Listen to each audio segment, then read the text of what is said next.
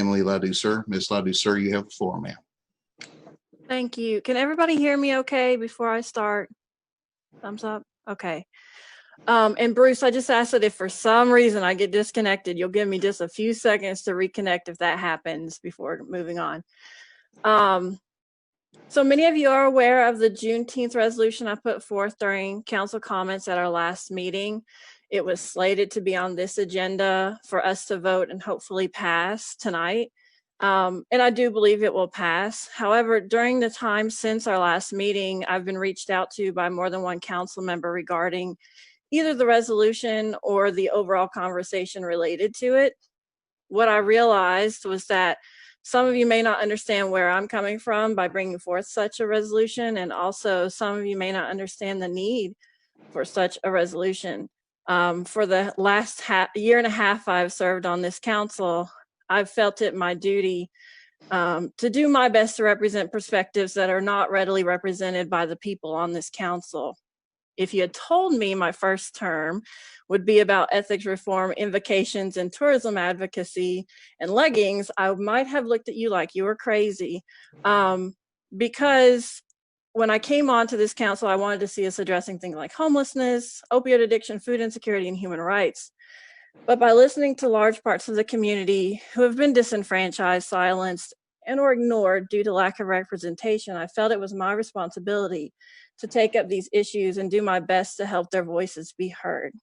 This, I felt, has been in keeping my promise to represent all people and provide balance to a council that is largely unilateral by way of ideology, or at least presents as unilateral, whether that be through well-meaning efforts to bring consensus or a sense of unity to issues. I fear my voice of dissent has given a false impression that I do not wish for unity in our city, and that could not be furthest from the truth. But as Dave Chappelle's mother often told him, sometimes you have to be a lion so you can be the lamb you really are. So when it came to the issue of race relations in our city, I invoked a national discussion around police brutality and systemic racism to present the Juneteenth resolution. I invoked the national conversation, even though I have a very visceral personal connection to that conversation. I chose what I felt was a safe route to show solidarity with Black, Indigenous, and people of color in our community, while providing a transparent up or down vote on whether each of my colleagues agree. This came on the heels of my having received a barrage of racially charged harassment and threats online for participating in recent peaceful protests. So much so that someone anonymously sent a security camera to my house for my and my son's protection. I felt vulnerable to violence in a way that I hadn't felt it before. And the fact that my mixed race children came up in these conversations online brought it even closer to our doorstep. But knowing that I could not sit idly and do nothing to show solidarity in this virtual council chamber we have here, I dropped a resolution in your lap with the intention of exposing how you feel about the issue by forcing your hand in a vote. You see, I found myself in the position so many in our community have found themselves over the years. After sharing personal stories of adverse experiences in our community over and over again, only to be met with denial, opposition, and harassment, one starts to lose hope that change can ever be realized. So I opted to elevate the national conversation instead of risk being vulnerable with my own story on the assumption it would not be honored here. I figured, why waste my breath and my energy if it will change nothing? Then I got a call from one of you asking me to alter the language of the resolution so you could feel comfortable supporting it. And while we didn't come to an agreement on it, I realized that maybe I hadn't been right to drop the resolution on the council without providing more context. And when I pressed this caller to show better leadership to set a better example for those engaging in bullying and harassment, I heard you when you said, "I'm trying." And that is when the lamb of who I really am was activated, and it's what brings us to this moment today.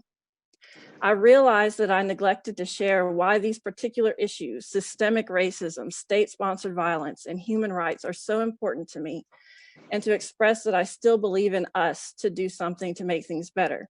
So I took the Juneteenth resolution off the agenda in hopes that we can all take a step back and try to understand one another and the issues facing our community. Because the last thing I want to happen is for us to vote on this resolution and it further fractures our community. And then no real change really comes out of it. What is a symbolic resolution if there's no structural change to follow it? But I believe we have to start the conversation somewhere. Now, I thought about listing off all the many, many incidents of racism I've witnessed in my lifetime, but honestly, we'd be here all night. I had written out a brief history of incidents to share with you all, and upon reading through, I realized that I went well over my allotted 10 minutes on the agenda. But I do want to share a small piece. After my divorce, I moved back here to Berea from New York City with my 2 mixed-race children's sons, thinking that we would be embraced by the community because we literally are a present-day manifestation of what John G. Fee had hoped for. Our sons being the evidence of a Black African man who was a refugee, and me, a white Appalachian woman, both humans who had overcome great adversity and yet still found triumph through education at Berea College, and on top of that, love.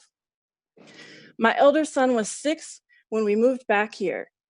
My youngest was almost 2 and still in diapers.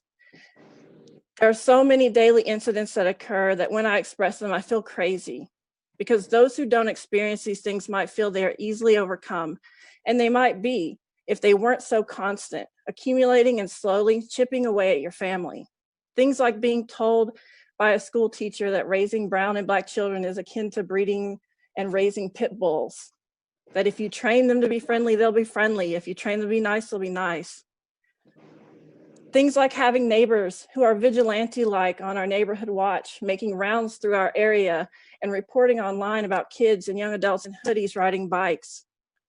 Considering how Trayvon Martin was murdered by a neighborhood vigilante with a gun, it's hard not to imagine how easily that could be my son at the hands of a local vigilante.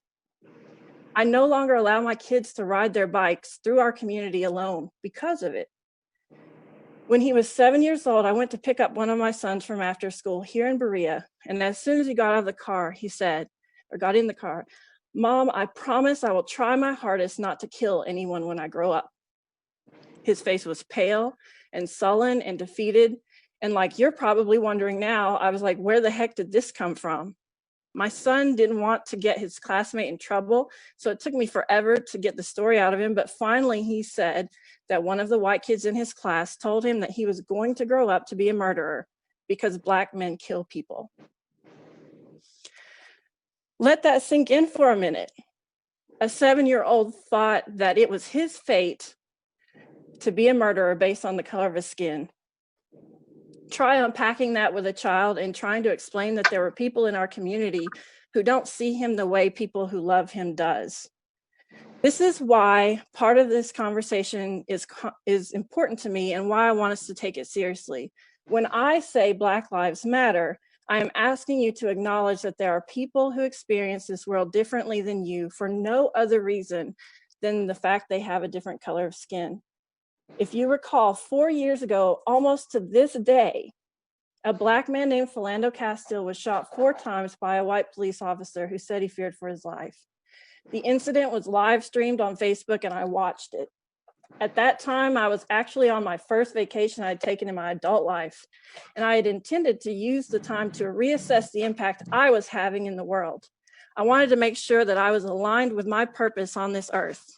At that time, 4 years ago, I considered going into law enforcement, thinking that I could bring my background in counseling to a field that could use more people with my experiences and qualifications.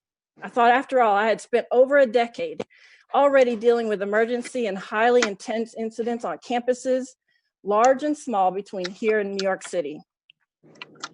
I considered seriously that law enforcement could be where I might make a difference in this world, which is why it especially pains me to see mischaracterizations circulating of me as a peaceful protester. Ultimately, I decided that public service of another kind might be a better option for me based on where I was in life. So I ran for office instead. I am here today because we have been having these conversations for many years and seemingly no progress has been made to make our city better for my sons or others who look like them.